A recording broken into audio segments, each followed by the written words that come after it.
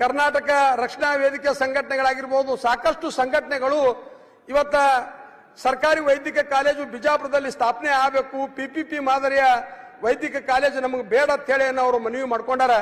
ಇವತ್ತ ಸರ್ಕಾರಕ್ಕೆ ನಿಮ್ಮ ಮೂಲಕ ಸನ್ಮಾನ್ಯ ಮುಖ್ಯಮಂತ್ರಿಗಳಿಗೆ ನಾವು ಒತ್ತಾಯ ಮಾಡ್ತೀನಿ, ನೀವು ವಿಜಾಪುರ ನಗರಕ್ಕೆ, ವಿಜಾಪುರ ಜಿಲ್ಲೆಗೆ ಒಂದು ಹೊಸ ವೈದ್ಯಕೀಯ ಕಾಲೇಜನ್ನು ಇದೇ ವರ್ಷ ಮಂಜೂರು ಮಾಡಬೇಕು. ಅದ್ರ ಜೊತೆಗೆ ಈಗಾಗಲೇ ಬಿಜಾಪುರ ನಗರದಲ್ಲಿ 2 ವೈದ್ಯಕೀಯ ಕಾಲೇಜುಗಳು, ಒಂದು ಅಲ್ ಅಮೀನ್ ಮೆಡಿಕಲ್ ಕಾಲೇಜು, ಒಂದು BRD ಮೆಡಿಕಲ್ ಕಾಲೇಜ್.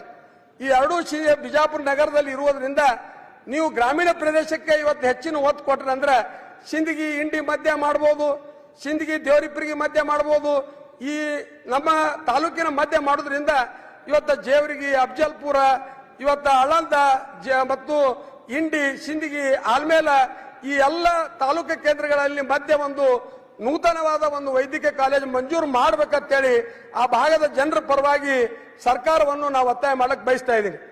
ಅದ್ರ ಜೊತೆಗೆ ಕಳೆದ ಮಳೆಗಾಲದಲ್ಲಿ ಇವತ್ತ ನಮ್ಮ ಭೀಮಾ ನದಿಯಿಂದ ತತ್ತರಿಸಿ ಹೋದಂತ ಇವತ್ತ 3-4 ತಾಲೂಕುಗಳು ಇವತ್ತ ಬೆಳೆ ಹಾನಿಯಿಂದ ಇವತ್ತು ತತ್ತರಿಸಿ ಹೋಗಿದ್ರು ರೈತರು. ಸನ್ಮಾನ್ಯ ಮುಖ್ಯಮಂತ್ರಿಗಳಿಗೆ, ನಮ್ಮ ಉಸ್ತುವಾರಿ ಸಚಿವರಿಗೆ ನಾವು ಮನವಿ ಮಾಡಿಕೊಂಡಾಗ ಇವತ್ತು ಸನ್ಮಾನ್ಯ ಮುಖ್ಯಮಂತ್ರಿಗಳು ವೈಮಾನಿಕ ಸಮೀಕ್ಷೆ ಮಾಡಿ ಆ 4 ತಾಲೂಕಿನ ರೈತರಿಗೆ ಇವತ್ತ ಕಂದಾಯ ಸಚಿವರು ಇರಬಹುದು, ನಮ್ಮ ಉಸ್ತುವಾರಿ ಸಚಿವರು, ಸನ್ಮಾನ್ಯ ಮುಖ್ಯಮಂತ್ರಿಗಳು ಸಭೆಯನ್ನು ಮಾಡಿ ನನ್ನ ಮತಕ್ಷೇತ್ರದಲ್ಲಿರುವಂತ 47ರಿಂದ 50 ಸಾವಿರ ರೈತರಿಗೆ 1,101,86 ರೂಪಾಯಿ ಇವತ್ತು ಬೆಳೆ ಪರಿಹಾರ ಇವತ್ತು ಬಿಡುಗಡೆ ಆಗಿದ್ದು, ನಾವು ಸರ್ಕಾರಕ್ಕೆ ನಮ್ಮ ರೈತರ ಪರವಾಗಿ ವಿಶೇಷವಾದ ಅಭಿನಂದನೆಗಳನ್ನು ಈ ಸಂದರ್ಭದಲ್ಲಿ ಸಲ್ಲಿಸಲಿಕ್ಕೆ ಬಯಸ್ತಾ ಇದ್ದೀನಿ. ಅದ್ರ ಜೊತೆಗೆ ಇವತ್ತು ಸನ್ಮಾನ್ಯ ಪ್ರವಾಸೋದ್ಯಮ ಸಚಿವರು ಮತ್ತು ಹಿರಿಯ ನಾಯಕರಾದ HK ಪಾಟೀಲ್ ಸಾಹೇಬರು ಇವತ್ತು ಸದನದಲ್ಲಿ ಅವರು ಕಳೆದ 1 ವರ್ಷಗಳ ಹಿಂದೆ ಬಿಜಾಪುರ ನಗರಕ್ಕೆ ಆಗಮಿಸಿದ್ರು.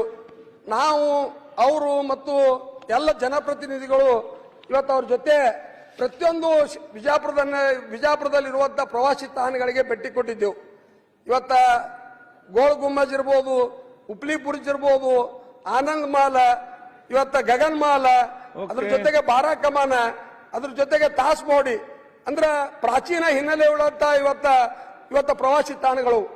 ಅಂತ ಪ್ರವಾಸಿ ತಾಣಗಳನ್ನು ಅವಕ್ಕೆ ಹೆಚ್ಚಿನ ವಿಶೇಷವಾದ ಅಭಿವೃದ್ಧಿ ಮಾಡಬೇಕು ಅನ್ನೋದು ಸನ್ಮಾನ್ಯ HK ಪಾಟೀಲ್ರು ಒಂದು ಪೂರ್ತಿ ದಿನ ಇವತ್ತು ಬಿಜಾಪುರದಲ್ಲಿದ್ದು ಅವೆಲ್ಲ ವೀಕ್ಷಣೆಯನ್ನು ಮಾಡಿ ಅದಕ್ಕೆ ತಂದೆ ಆದ ಒಂದು DPR ತಯಾರು ಮಾಡಬೇಕಂತೇಳಿ ಅವರು ಅವಾಗ ಆಲೋಚನೆ ಮಾಡಿದ್ರು.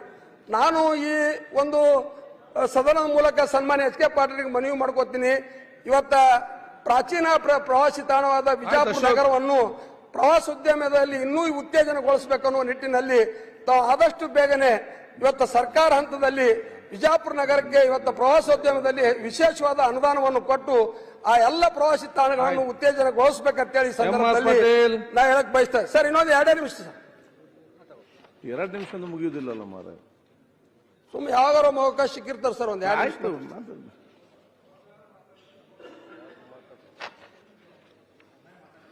ಹೌದು, ನೀವು 1 ಗಂಟೆ ತೆಕೊಂಡು ಈಗ ಒಂದು ಚೆನ್ನಾಗಿ. ಅದ್ರ ಜೊತೆಗೆ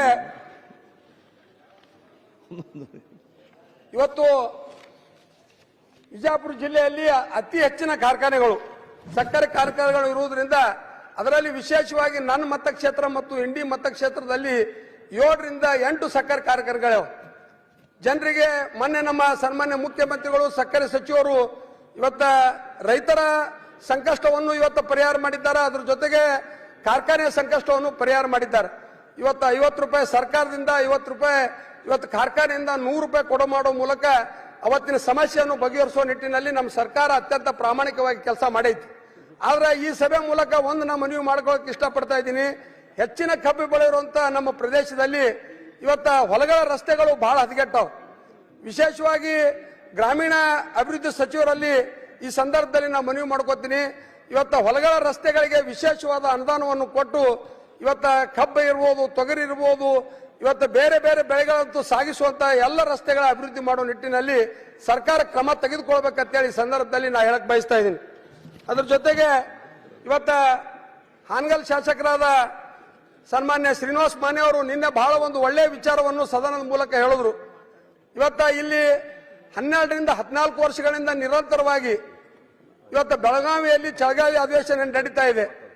ಸಾಕಷ್ಟು ಇವತ್ತು ಉತ್ತರ ಗ್ಯಾರಂಟಿ ನ್ಯೂಸ್, ಸುದ್ದಿ ಖಚಿತ, ನ್ಯಾಯ ನಿಶ್ಚಿತ.